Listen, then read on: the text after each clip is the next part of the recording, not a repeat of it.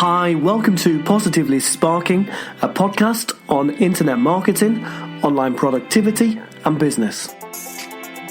Today I'm with Tom Evans, a meditation master with an engineering background who mixes the holistic and scientific elements of meditation to help us not only relax, but also to find focus, tune into creative ideas and get more done in the time we have.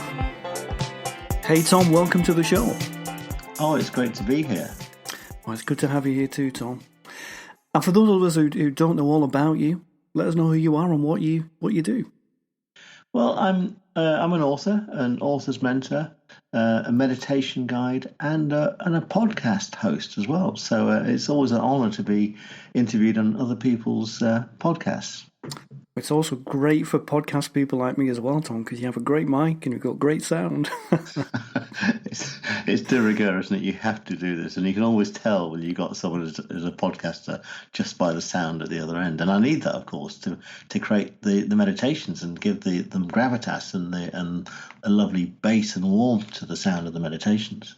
Definitely so. Well, you're coming over loud, clear, and beautiful right now. Thank you. So, Tom, tell us about how you discovered meditation and mindfulness, because you have a very different approach to it. Well, they both discovered me, and meditation found me first, and mindfulness found me second. I'll explain why. The first is I've been in high tech industries for 25 years. I started out in the broadcast industry, and I was fascinated by the magic of TV when I left university. Got a great job at the BBC. And then as the internet came about, I built a broadcast business up, and then I built an internet business up as the internet came about.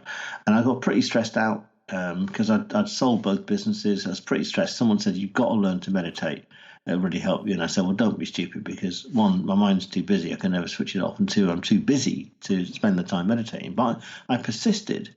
And as I persisted with it, I found out on the days that I meditated, I had a better day. And if I didn't get round to it, I seemed to be pushing water uphill. And I started looking into it a bit more, and I just thought I was fascinated by this magic of TV. So I started to switch my attention to the magic of the mind. And as an engineer, I found out there's loads of things you can do with meditation other than just chill out. And I guess it was about a year after meditating, I wrote my first book. Well, kind of by accident.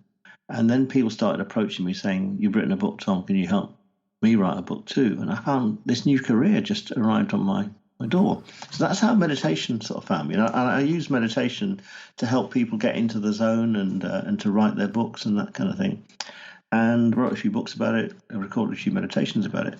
And it was probably about 8 years after that this app called Insight Timer discovered me and said, "Would you upload one of your meditations to our app?" And I said, "Sure," because I found meditation was a gift for me, so I love giving that gift back to people.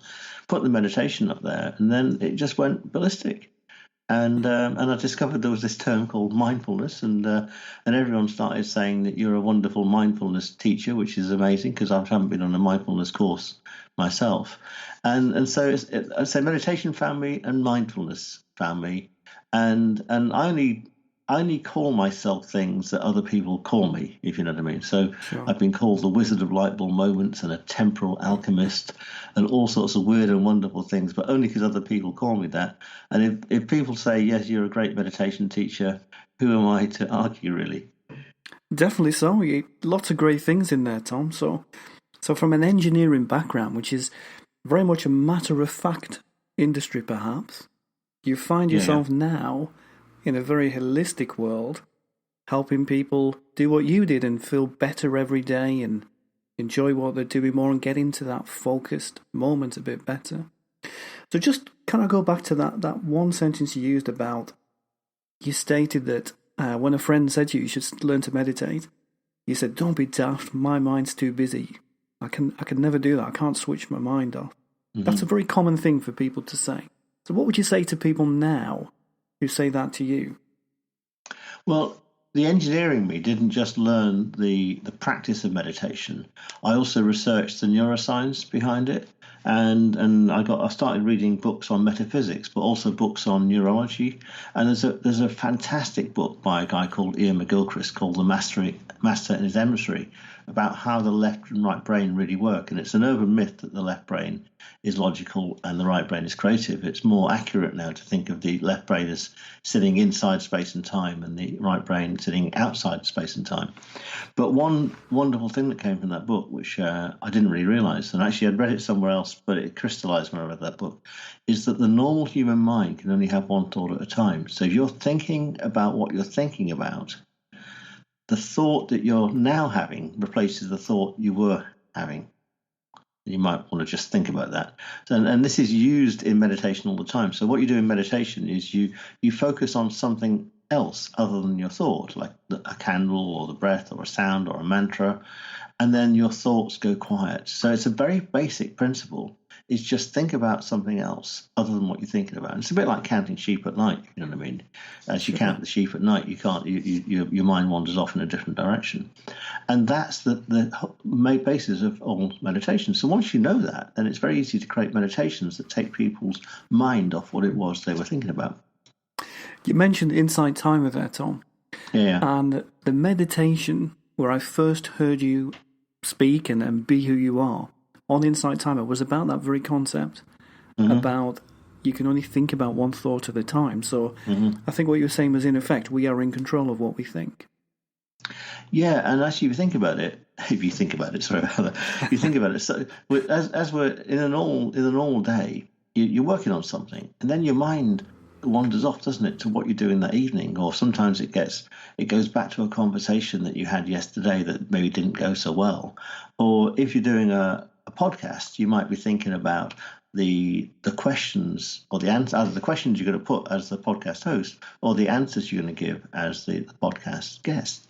And if you do that, you lose focus on the now. And that's the real key of all meditation, working in the now. And as a result of our mind's ability to wander naturally, it does it all by itself. Most people are about 33% efficient. And that's the first thing that I noticed. As soon as you get in the meditative state and you meditate every morning, and then as a writer, I'd stay in the meditative state and just move straight into writing, I found I got more done in less time. And that became the thesis that I've really been working on since that time, is how can we get more things done in less time by counterintuitively taking 10 or 20 minutes out every day. Isn't that an amazing thought? We get more done by taking more time out. Yeah, exactly. And you become less stressed, and your blood pressure goes down, and in theory you live for longer. So the benefits are just amazing. My next question to you, talking about podcast hosts, thinking about the next question, was going to be, what benefits do we gain from being mindful? And I was going to ask you to give that particular attention to on and offline entrepreneurs, the kind of people who are listening to this podcast. And you mentioned two big ones there, productivity and health, both of which are hugely important to everything we do every day. So what else have you found, Tom, that you've experienced come into your life because of meditation? Well, I call entrepreneurs who meditate ultrapreneurs. And the reason for that is, by far and away, the biggest benefit, the real benefit of meditating is you become luckier. And the reason you become luckier is when opportunities bypass other people, because you have a quiet mind. And if you keep this quiet mind quiet, not just in the meditation in the morning, but throughout the day, you spot serendipities, you spot opportunities. Also, you see adversity as an opportunity. So if someone's suffering, and as an entrepreneur, you can do something to alleviate that suffering, you've got yourself a fantastic product or service. So I think that one of the best benefits to anyone that meditates is just becoming luckier and landing on their feet all the time. And not only do you get more things done in less time, but things just seem to arrive just at the right time. I love that word, Tom. Ultrapreneurs. And then the explanation you've given around that, just finding luck and serendipity in more places because we have the quiet space in our minds to see it. Yeah, and there's something a bit deeper than that as well, which I discovered, is that it's now known by neuroscientists that our gut has got more neurons than a cat's brain, and it actually is an active mind center. And when you say, I really wish I'd trusted my gut on that, or I wish I'd followed my heart, and the heart is an active mind center as well, then then you make decisions and good decisions all the time, which is another trait of what I call this ultrapreneur. The issue with the gut and the heart mind is they don't speak in language. The gut only speaks in a yes or a no or a no go, and the heart speaks in a level. So you're either cold about something, lukewarm about something, or boiling hot about it. And so what I do is I've got loads of meditations that quieten the mind, and as you quieten what they call the monkey mind, this inner commentary and critic that fires up in the morning without you doing anything, you're better able to tune into the subtle signals from your heart mind and your gut mind. That's another great concept, Tom. So we've got three minds in our being. Oh, more than that. Sorry, that's the three More than that, main. okay. Yeah, you've actually got a left and right brain, and they have different functions. You've got a gut mind, a heart mind, but you've got other minds. You've got minds in the tips of your fingers. If you play guitar or piano, the memory of the music's actually in your fingers. The head's just the director. Yeah. Yeah, absolutely. I'm a bit of a guitarist myself, so I know exactly what you're saying there. So, Tom, one thing I noticed on your website, which as an entrepreneur, not yet an entrepreneur, that you described there, was how you have a course that tunes into light bulb moments. So tell us a bit about that. I think as entrepreneurs, we're sort of educated to look for those light bulb moments. Yeah, I started to research when I started to write. My first book was fiction, funny enough, a book of poetry. Then I wrote a book about blocks and what blocks is. And then my third book was about light bulb moments, and it's in two halves. It's called The Art and Science of Light Bulb Moments. So the first half is the art. How do we get into the artful state where light bulb moments arrive? And I'm sure, like me, you've met loads of people that have had great ideas, but they never do anything with it. So the second half of the book is how you ground the idea to make sure it actually happens. And so light bulb moments only occur when your mind is quiet. So most people get them, they think they're random, so you might get them when you're out walking. Some people get them in the shower, and there's a metaphysical reason for why you get them in a shower or when walking near water.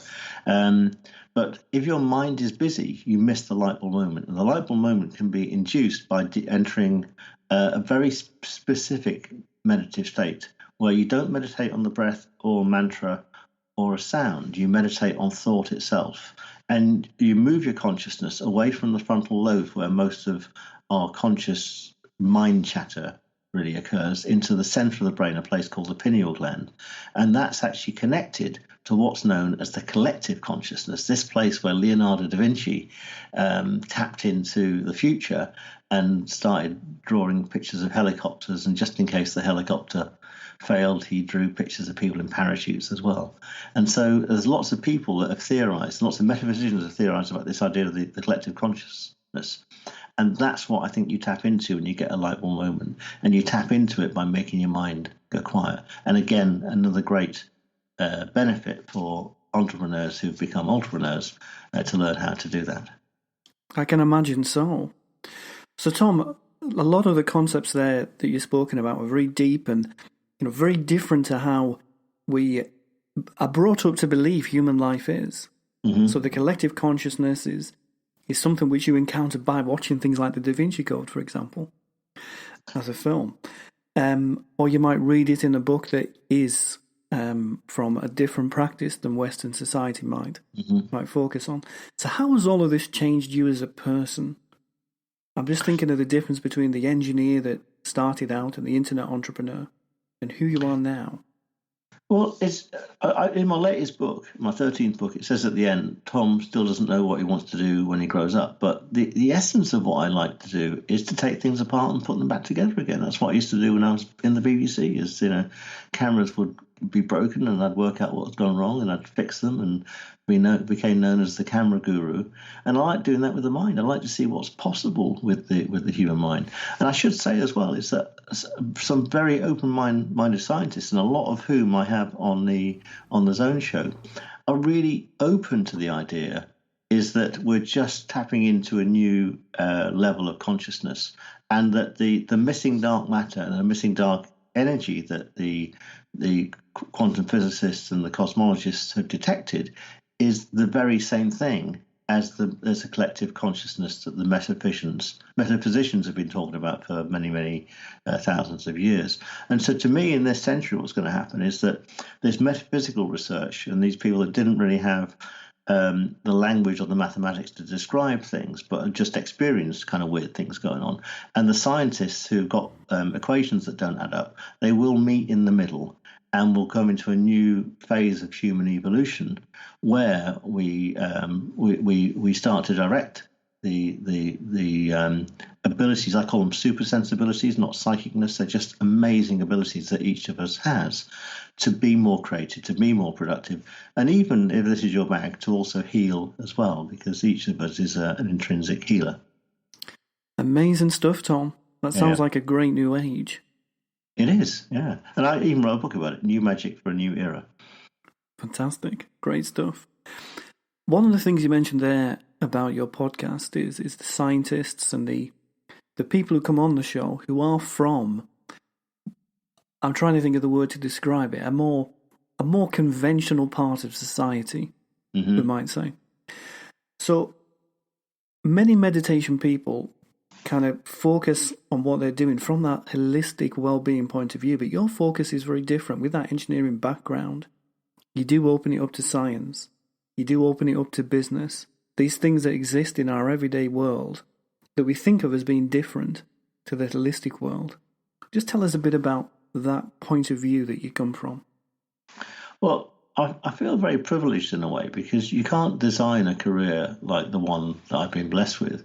It can only turn up at your doorstep. And I did a degree in electronics, and I worked in high tech for many, many years.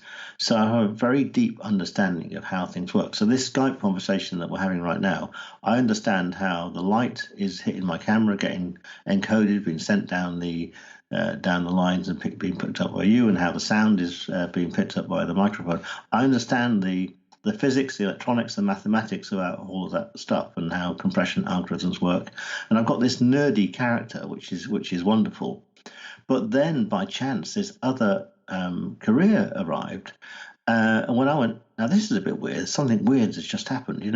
I got into this state, and I did this workshop, and I got these people into this state, and everyone started having light bulb moments just off the bat. And then that was an empirical observation, and again, which is part of being an entrepreneur. You notice things. And I went, oh, that's weird. It's not just me that can do this. I can actually induce this in other people too, fairly easily. And then I can go back to the sort of science and the metaphysics of it, and then research what's gone on. It makes me more able to then induce it in other people later on. And so it's really it's a kind of 1 + 1 = 3 existence. Sure. But the main thing, to answer your question, is I'm just having a lot of fun right now, and I'm just finding the whole thing enthralling and captivating. And that's the most beautiful reason of all, that you're having so much fun and enjoying helping people. So there's no strategy, no kind of consumer feedback which you're responding to. This is you, all in all. It is an Insight Timer. They're absolute free app. All my meditations on there are free to listen to. I feel that meditation's been a gift to me, and meditations are on there because I think we can get the whole world meditating for 10 minutes every day. We're going to be living in a nicer world. And so, I'm not doing this for any monetary gain potentially. I always have enough cash coming in for various sources, which is another nice thing about living a mindful existence. You're not going to be stressed out about where your next client's coming from. They just turn up when you need some more cash, which is lovely. And to me, it does lead us to a new age where we're less frenetic, we're less worried, we're less ill, because dis-ease comes from a lack of ease, if you know what I mean. And what's not to like about that? What's not to like indeed, Tom? It sounds a beautiful world, it does. Yeah. So I just want to go back to the concept of being mindful. Mm-hmm. And you said some great things about where you believe society will progress to and humanity will reach. So I was going to ask you if you believe being mindful is a true human state, but I think we've answered that in many ways with your answers to date. So why is it so hard to achieve? Why do you think that disease or that kind of that distance from what might be the true human state is there? I think that's That's a really deep and long question. We could spend half an hour. There's two reasons. One is I think that classically, some people in the mindfulness fraternity create a mystique around it and a kind of pseudo-religious framework around it that might put a lot of people off and make out like you're doing it wrong. And I always say to people, and they say like breathe in and out 7 times and this sort of stuff. And at the end of it, I say, did you lose count? Well, actually, it wasn't you doing it wrong if you lost count. It was actually meant it's working, So I give people confidence. There's no right or wrong in mindfulness. If you just go for a walk at lunchtime for 10 minutes, you are doing something mindful. And mindfulness isn't that 10 minutes every day anyway. It's about everything you do throughout the day. So if you're more mindful about how you go about your day, then I wrote this other book called Mindful, Timeful, Kindful, where you end up with more time. So you become timeful. And then when you got more time to be kind to yourself and kind to other people. And then what happens? Everything goes full circle and the world becomes back to you and is kinder back to you. So that's kind of, if you like, it's not hard to be mindful. I think it might be hard to meditate because some people have maybe study with people that try and make it into something that it's not, or something that it could be, And if you go down some of the strict mindfulness paths, then you have to do years and years and years, but before you're considered to be any good at it. And my approach is, well, if you just do 10 minutes every day, who's to judge whether you're doing it right or wrong anyway? And as long as you're not going around being nasty to people, then in my books, it's working. Great stuff. So, Tom, this world that you're describing, these kind of extra gifts that will come into life and this enhanced health that we experience, it sounds to me like something that everybody who hears this interview will want. So what tips could you give for someone brand new to meditation? Where would you suggest they start? I suggest they start by downloading the free Insight Timer app, listening to some of my meditations and some of the other great meditations from other meditation teachers around the world. There's a lovely lady in America, Bethany Oriel Hagen. There's a lovely Irish guy called Tony Brady who is amazing. And I listened to some of the meditations in Finnish and Swedish and Czech that you don't understand the words of, and they just get you into a really deep meditative state, and I just have a lot of fun with it. Some great ambient music on there as well. There's a great composer called Andy Hobson who's been on my podcast, another composer called Eternal, Pablo Aureliano and Gunther from Austria. So there's some really nice chill out music. So if one of your concerns is I haven't got time to go to a meditation class or it costs money, this is free. It always will be free. And there's fantastic resources on there. You can find people that you like. And also there's a great sense of community on there as well. They're doing this thing called a 365-day meditation challenge. There's loads of groups on there so you can meet other like-minded people. I've had 2 fantastic business opportunities that have come from it as well. I got approached by a company in the States, a wellness company in the States, saying, could we have your meditations for our wellness program? And I said, well, you can, but tell me about your wellness program. It's all about weight loss. So I actually wrote and created 7 new weight loss meditations in collaboration with them. And that came purely out of that community. Some wonderful people in there. So that's where I start. It's free, it's cheap, it's available. If you've got an Android phone or an iPhone, you've got access to some wonderful meditation teachers all around the globe. Fantastic. And it is a great app. I can, totally agree with you on that. It's by far the best meditation app that I discovered. Because of that community side. One of the things I like is where it tells you who's been meditating with you for whatever amount of time you spent on it. And you can see who's nearby to you and who's meditating at the same time across the world. So it sort of connects and the ethos people. Behind the app. Yeah, the ethos behind the app, sorry to cut in there, is to get the whole world meditating one person at a time to make the world a better place. And isn't that a wonderful thing? A truly beautiful thing, without doubt. So, Tom, I'm sure many people must say to you, well, all that's great, Tom, and that sounds a fantastic app, but I'm just too busy. So what would you say to people who say, I'm too busy in my daytime to do any meditation? Well, if you're too busy to meditate, one of the things is that if you're too busy to meditate for 10 minutes a day, you really need to meditate for an hour a day, and so you get the time back easily. And if you just meditate for about a week, 10 minutes a day or whatever, then you'll find you get the time back easily, and you become luckier, and it costs nothing to try. Tom, can I ask how long you meditate for every day? About 24 hours. Because you're mindful all the time. Yeah, so what happens after a while, you transcend to a new place. So what happens is you end up in the meditative state all the time. Sure. Yeah. So I'm in that state right now, and ironically, what happens when you're in that state is that adage where you can only have one thought at a time changes as well. I met a shaman who taught me to have multiple thought streams at the same time. So you learn some new tricks that the human mind is capable of, which is quite amazing, which is great when you're being creative and writing, because you can channel in all sorts of wonderful things for your books and your creative projects. And so if you ask me about any of my meditations, I'm just recording a new set of meditations now to create a 21-day meditation retreat. I can't remember any of my meditations because I kind of was in a meditative state while I was doing them. So I had to listen to my own meditations back. Some people say to me, "Oh, I love that point in your meditation." I went, "Really?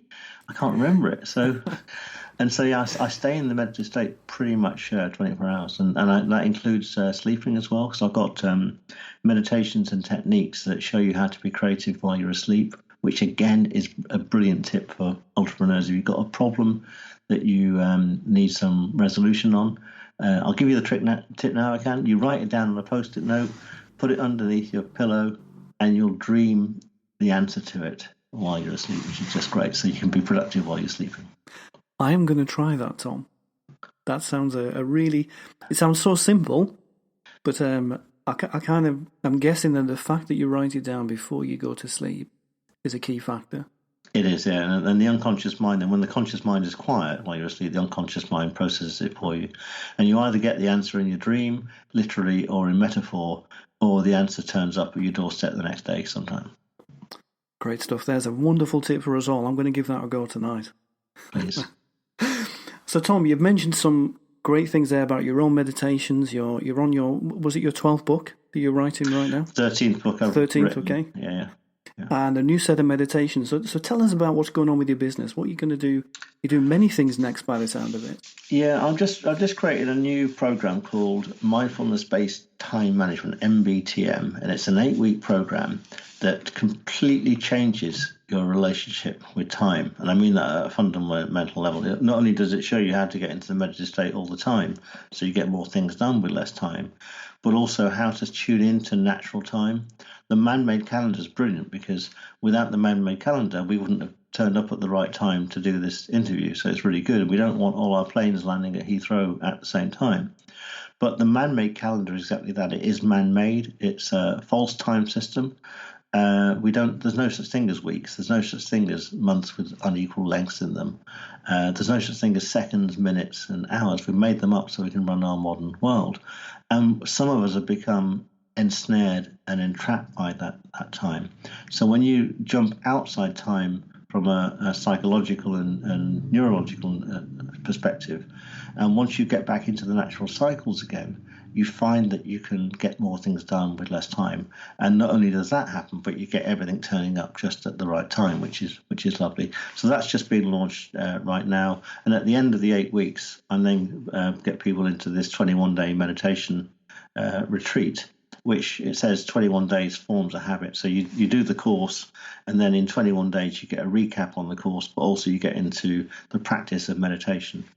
So that's the big thing I'm doing this year. But I'm also writing my 14th book, which is a novel I started about 12 years ago that I never finished.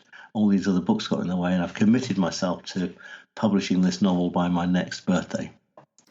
Great stuff, Tom. There's so much there for people to look at and consider. We need to know where to find you online next. Easiest place is my main website, www.tomevans.co. That's just .co. Wonderful stuff.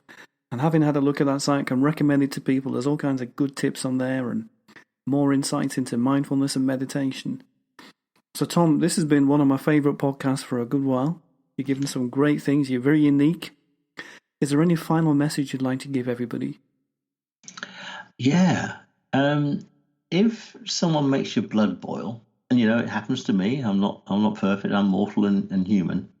If someone makes your blood boil before you react, just take 3 deep in and out breaths, and it'll just give you that time to slow down, not react in the way that you would have done, and actually be calmer about how you go forward in life.